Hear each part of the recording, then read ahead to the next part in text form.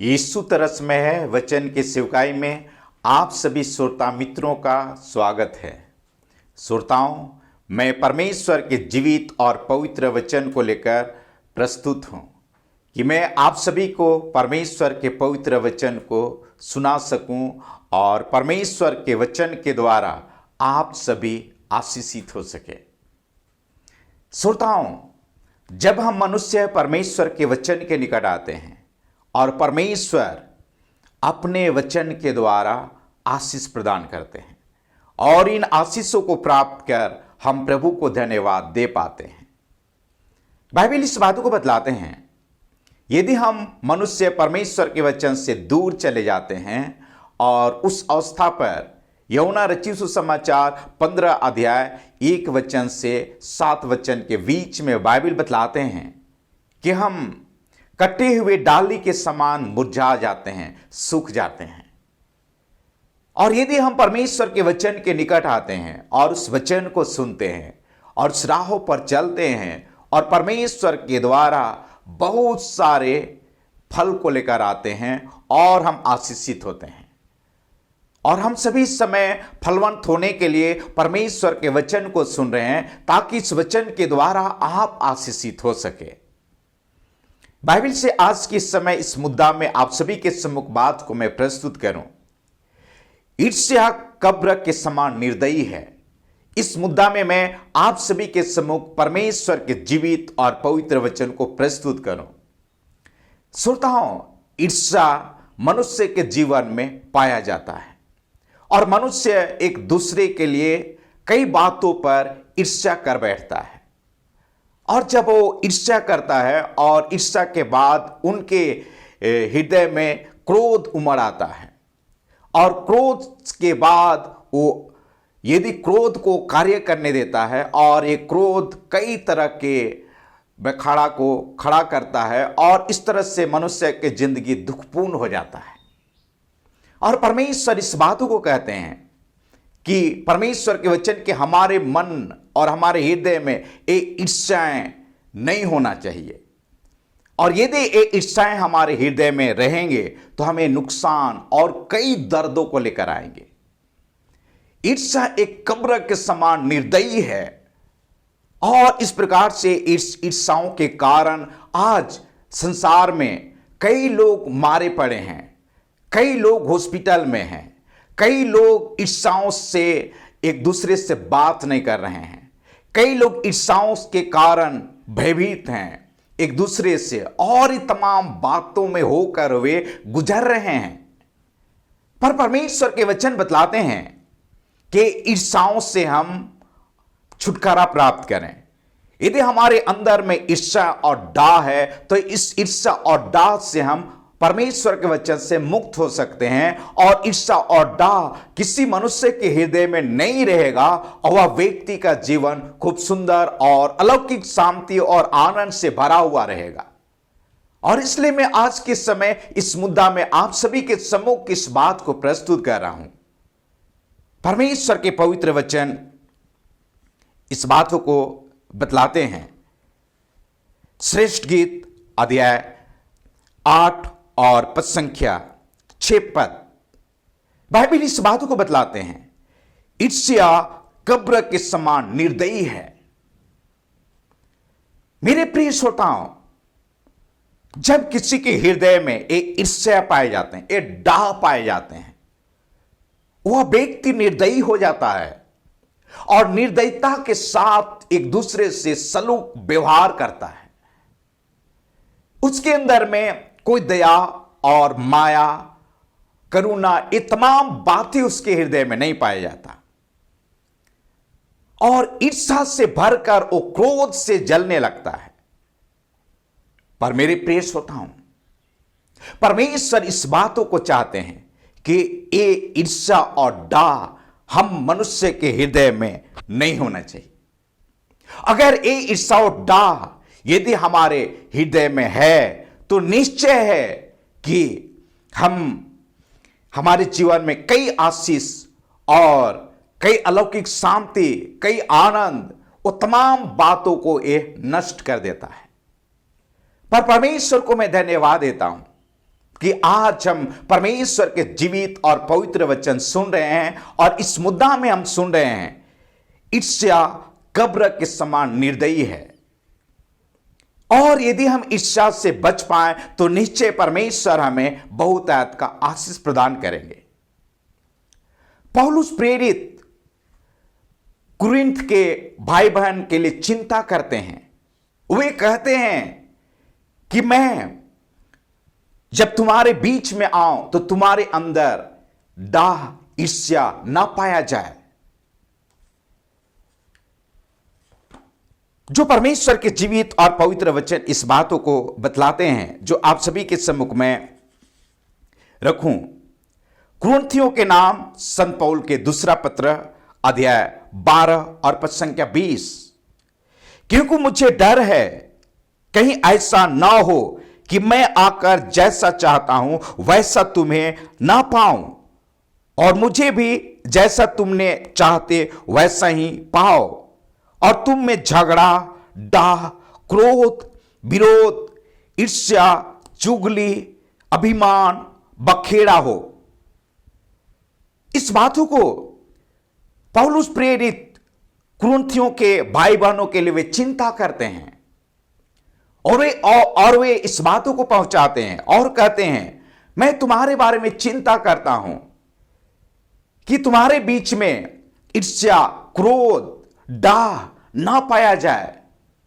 जब मैं तुम्हारे बीच में आऊं तो ये बात तुम्हारे बीच में पाया ना जाए। मेरे प्रिय श्रोताओं, क्योंकि ईर्ष्या और डाह मनुष्य के जिंदगी को बर्बाद कर देता है, परिवार को अशांत में भर देता है, कार्यस्थल को कई प्रकार के अशांति में भर देता है और कई प्रकार के मौत और बखेड़ा स्थिति को पैदा करता है। और यदि आपके जीवन में इस प्रकार के ईर्ष्या और डाह यदि है तो इन ईर्ष्या और डाह को आप अपने हृदय से इससे बाहर निकाल दें। और यदि ये बातें किसी मनुष्य में पाया जाएगा, वह व्यक्ति को ये ईर्ष्या और डाह उस व्यक्ति को जीवन के कई पहलुओं को घायल करेगा और उस व्यक्ति को नाश कर देगा। इस बात को परमेश्वर के पवित्र वचन बतलाते हैं। उत्पत्ति की किताब 4 अध्याय और 1 वचन से मैं 8 वचन तक इस बात को परमेश्वर के वचन बतलाते हैं। आदम के बेटे कैन और हाबिल, और कैन ने तो खेतीबाड़ी करने लगा, हाबिल भेड़ बकरियों का चरवाहा बना। श्रोताओं,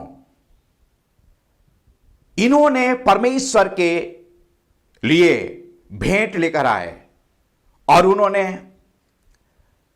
कैन ने खेतीबाड़ी करते थे और उन्होंने अपने खेतों से अपने वहां से उपज लेकर के चढ़ाने के लिए आया।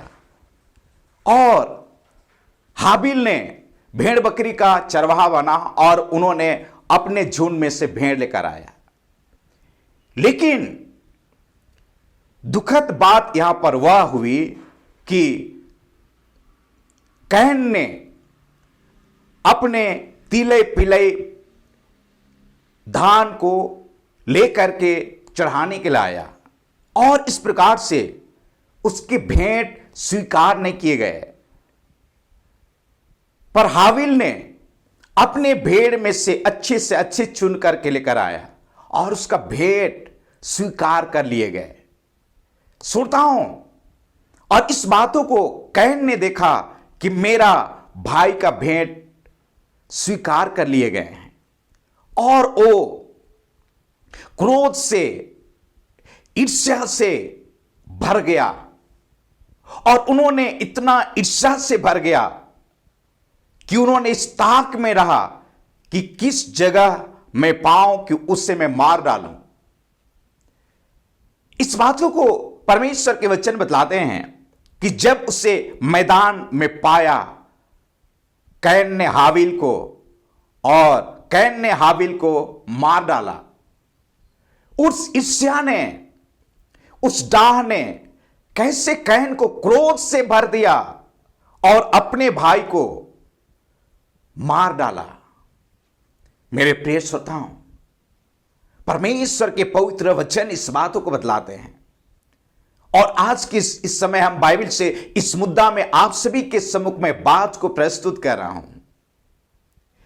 ईर्ष्या कब्र के समान निर्दयी है, और यदि कैन ईर्ष्या को अपने हृदय में जगह नहीं देता तो अपने भाई पर चढ़ाई नहीं करता, उससे मार नहीं डालता। लेकिन इस ईर्ष्या ने, इस डाह ने अपने भाई को मरवा डाला। हम परमेश्वर के वचन सुन रहे हैं। क्या हमारे हृदय में भी ईर्ष्या है? क्या हमारे हृदय में भी डाह है? यदि हां, तो इस ईर्ष्या और डाह को हम अपने से बाहर निकाल दें। यदि ये ईर्ष्या और डाह हमारे हृदय में बने रहेंगे तो निश्चय है कि कई दर्द को लेकर आएंगे, कई नुकसान को लेकर आएंगे और कई मौत को लेकर आएंगे।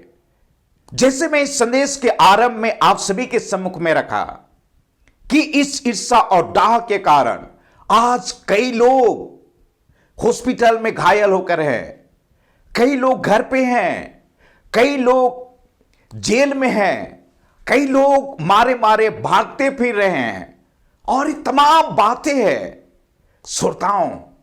और इसलिए आइए हम अपने जीवन को, परिवार को आशीषमय बनाएं। इसके लिए हमें इस डाह को, इस ईर्ष्या को हम अपने हृदय से निकाल दें। प्रभु यीशु मसीह को डाह से पकड़वाया गया और उस अवस्था, उस हालात पर उन्हें डाल दिया गया। परमेश्वर के जीवित और पवित्र वचन इस बातों को बतलाते हैं। प्रधान याजकों ने डाह से प्रभु यीशु मसीह को पकड़वाकर क्रूस में चढ़ा दिए। परमेश्वर अपने पवित्र वचन में कहते हैं कि हम डाह से हम अलग हो जाएं। इस बातों को बाइबल बतलाते हैं। गलातियों के पत्री वचन 5 अध्याय 18 वचन से 21 वचन तक इस बात को परमेश्वर के वचन बतलाते हैं। पर वहां से मैं एक वचन उठाकर आप सभी के सम्मुख रखूं, 20 पद को। बाइबल इस बातों को बतलाते हैं कि ईर्ष्या और डाह, मेरे प्रिय श्रोताओं, अगर ईर्ष्या और डाह हमारे हृदय में होंगे, गलाती के पत्री वचन 5 अध्याय और 21 पद में परमेश्वर के वचन बतलाते हैं, अगर ये बातें हमारे हृदय में रहेंगे तो परमेश्वर के राज के वारिस हम नहीं हो पाएंगे। इसलिए हम आइए परमेश्वर के पवित्र वचन को सुनकर, यदि हमारे हृदय में ईर्ष्या है किसी के प्रति, डाह है किसी के प्रति, तो हम ईर्ष्या और डाह को अपने हृदय से, इससे बाहर निकाल दें और इससे हम बचे हुए रहें। अगर आप ऐसा कर पाते हैं तो परमेश्वर के द्वारा आप आशीषित होंगे। परमेश्वर आपके जीवन को उन पहलुओं पर आशीष देगा, आत्मिक बिदारी देकर, भौतिक बढ़ती देकर, शारीरिक स्वास्थ्य देकर आपको आशीषित करेंगे। श्रोताओं, आशा करता हूं कि संदेश को सुन करके आप अपने हृदय में किसी के प्रति ईर्ष्या और डाह और द्वेष है तो उसे आप निश्चय निकाल पाएंगे और इस बड़े छुटकारे को प्राप्त कर पाएंगे। आइए मैं आप सभी के लिए प्रार्थना करूं। स्वर्गीय पिता, मैं आपसे प्रार्थना करता हूं, बड़ी तरस से भरकर इन श्रोताओं को स्पर्श कर लीजिए। ये आपके संतान हैं और ईर्ष्या और डाह इनके जीवन को परेशान करती है। इस वक्त पिता मैं आपसे प्रार्थना करता हूं, बड़ी तरस से भरकर इस ईर्ष्या और डाह से इनके हृदय को, इनके मन को मुक्त कर दीजिए, कि यीशु के नाम में इस ईर्ष्या से मुक्त होकर पिता आपके द्वारा कई आशीष को प्राप्त कर पाए। इन श्रोताओं को आशीष देने के लिए धन्यवाद और प्रार्थना यीशु के नाम में मैं मांगता हूं, सुनिए, दया से ग्रहण कर लीजिए। आमीन।